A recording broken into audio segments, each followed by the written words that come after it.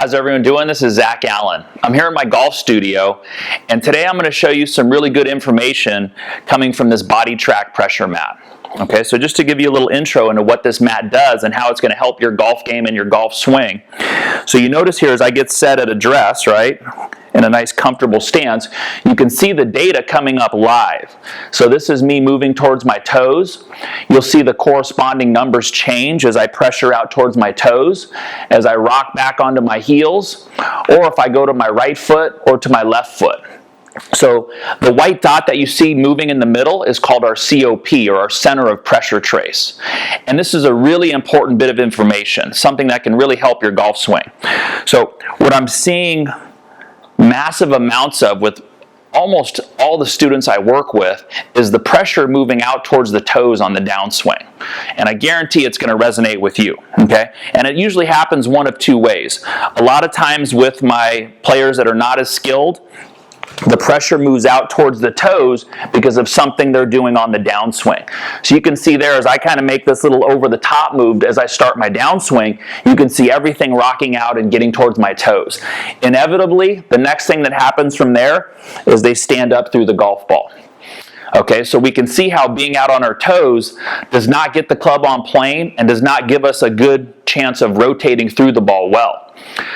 Now, the other model of this that I see a lot of is from my better players. We're talking like single-digit handicaps. The weight still goes out on their toes, but they do it like this, in more of this early extension fashion. But you can see by just what the mat's reading, it's seeing the same thing.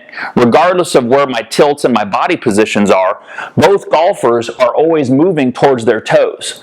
The better player going this way, probably hitting some pushes and some hooks, getting that feeling of being stuck and trapped and underneath, and then having to hit the ball with their hands to save it. Or your golfer that's probably not as skilled, coming over the top, pressure still moving towards his toes, and then trying to save it coming through and probably hitting pulls and slices. So we can find some ways to cure both those things if you understand how to move your pressure correctly. Okay, so once I get set here at address, I'm going to find just a nice balanced posture. You see my numbers are pretty good there. I'm a little bit on my left foot, which is good for starting your backswing. But watch my trace as I go to move. Okay, so you can see the pressure going into my right foot, but watch what I'm going to do on my downswing. You see how I'm actually getting that sensation of squatting and moving my pressure more back towards my heels. Okay, so the way that I want you guys to practice this, just to get started, is just set up at address. You don't have to be on a pressure mat. You can just be standing in your living room, and like somebody would in basketball, just practice boxing out. So you can see here, as I go to box out, I'm moving that pressure more towards my heels. And that's so important in a golf swing because either of those two models, the over-the-top model or the stuck and underneath model and early extending, what neither one is failing to do, there is a lot of force being imparted on us as we start the golf swing, as we start to come down and accelerate this club. And it's always trying to pull us in towards the golf ball. And you see, as soon as I do that, pressure goes towards my toes. I got to stand up, and I can't clear out and rotate very well. I'm going to use my hands and a bunch of other bad things. So what you want to learn to do, as soon as you get a better sensation of, okay, here I am, I'm starting with the pressure in the middle of my feet, maybe even a little towards the balls, but as I start down, you can see this move I'm making with this nice squat and sit down position. That's the same thing I want you to feel in your golf swing as you start down. So I'm balanced here at address, back to the top, pressure goes into my right foot, and then I start to squat and move down. So when we watch this trace slowly, you'll actually see how my downswing trace is below my backswing trace. So backswing, downswing. As soon as I can do that correctly, I have a much better chance of being down and through in a really good position to hit the golf ball. And I guarantee this will help both golfers. So it's very rare that you actually see a tip that'll help the over-the-top golfer and the person that's stuck and under. But the same thing will help either one. So up first is our better player example. She's a very long hitter. She'll hit her 7-iron on average like 160 to 165 yards, but she does struggle with pushing the ball out to the right or overdrawing the ball left of target. Okay, so I want you to focus first on her COP trace And you'll see there, just in normal speed, you see how the trace, as she starts her downswing, starts to move out towards her toes. Okay, so I'm talking about this movement from here to here as she starts down. So at this moment, the pressure is 97% left toe, 100% right toe. The right toe is not a bad thing, obviously, because our right foot has to come up, our right heel has to come up off the ground. But the one that we're really concerned with is all that pressure staying in that left toe for so long. If you take note there, you can actually even see sometimes, from time to time, she'll start to get up off of her left heel as she's working through the ball. That's going to give her this look of really vertical spine angle coming up, body looking a little jammed and stalled as she moves through. All right, now to the changed golf swing after we worked on it for a little bit here. Just watching that trace live, you notice how she actually moves her downswing trace below and behind her backswing trace. So that's a very good way of routing that pressure more into the heels as you start down. So what I'm talking about is that movement there. So you can see as she starts to squat and lower, she increases her hip tilt as she starts down, a little bit in the knee flex also. You can see her pressure actually moving back towards her heels, and just how much different that looks coming through in terms of just maintaining some spine tilt and keeping that left glute behind her left heel well into the finish.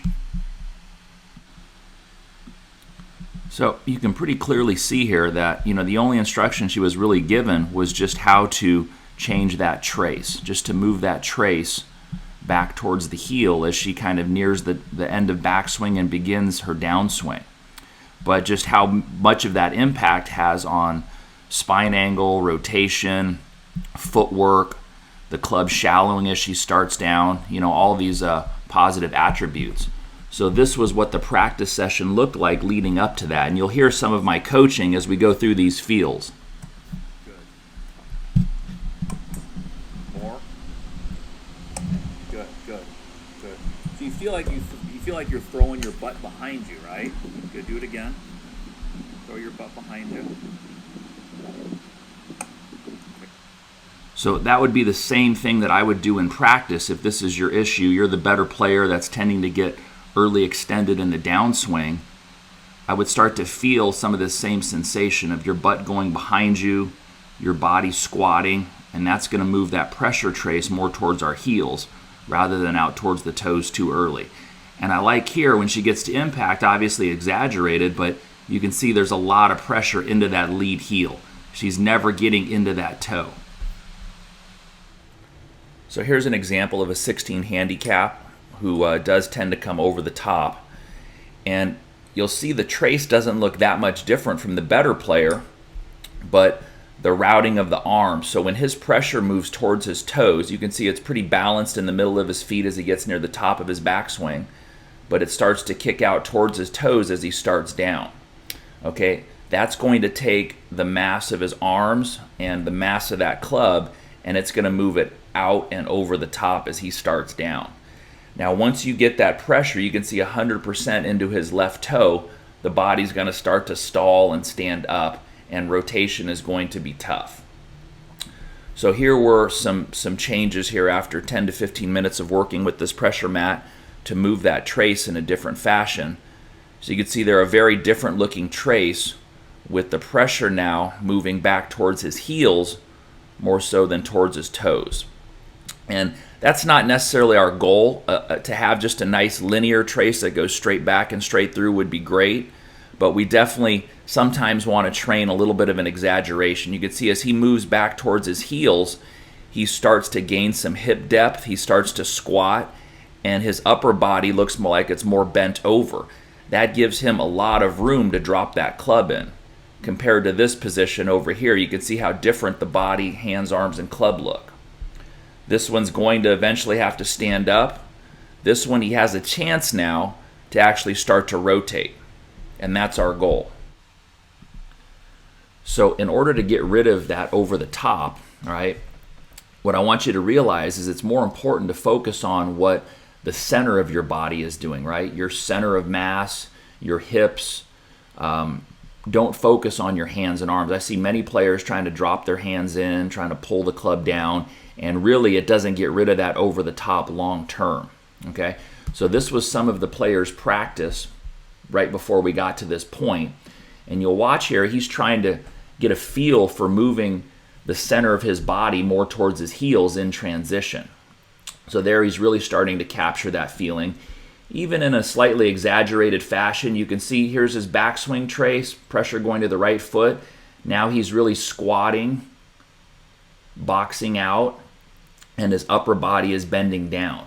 So if you can get your big muscles to really create that movement pattern, you've got no choice but to drop the club in the slot.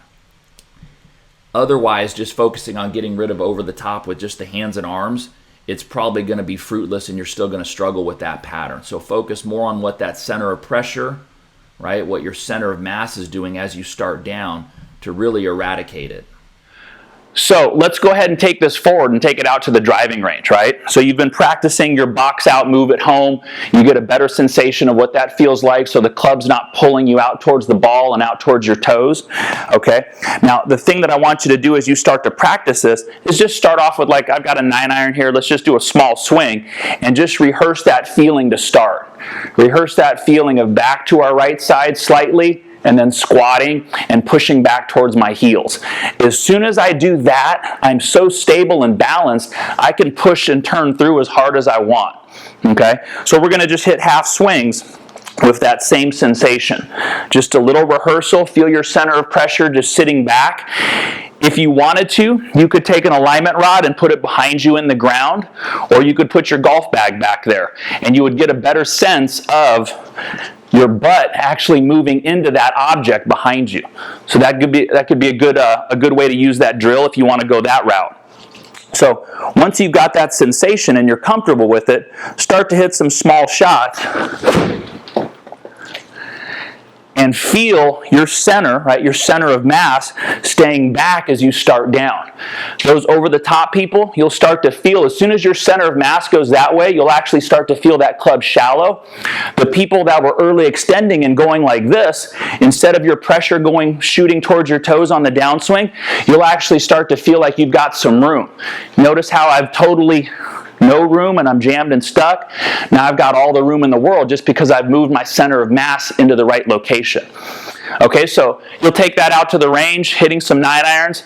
I guarantee that sensation is going to give you better dynamic balance as you take it out to the golf course. Well, I hope everybody enjoyed that tip. But if you're looking for more free lessons, I've got an email list that we put out every week with new lessons and tips that I promise will help your golf game. I've got thousands on it already that are already reaping and enjoying the benefits of free lessons on a weekly basis from me. So if you're interested in that, all you got to do is just sign up on this link here and put your email in, and you'll be getting my tips every week for free that I promise will help your golf game next time you go out to play.